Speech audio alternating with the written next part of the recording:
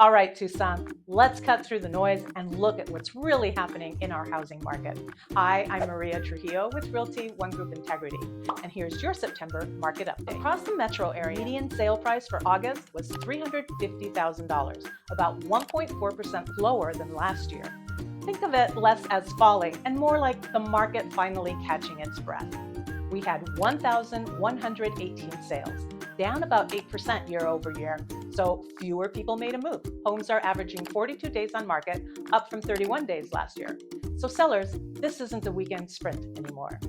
On average, homes closed about 2% under list price. Translation: buyers are negotiating again and holding firm. But here's where it gets interesting. Let's zoom in on Northwest Tucson, including Oro Valley and parts of Marana. In August, the median sale price was $475,000, up from $420,000 in July, and about 3% higher than last year. That $55,000 jump sounds dramatic, but here's the reason. More higher-end homes closed in August. Think larger properties and golf course communities. So part of that spike is the mix of sales, not a sudden price surge across the board. We saw 166 sales, slower than last July, even as the median price rose. Average days on market here are 57, compared to the metro's 42. And last year it was 49, so sellers in the Northwest need a little patience. And like the metro area, homes averaged about 2% under list, showing buyers are negotiating here too.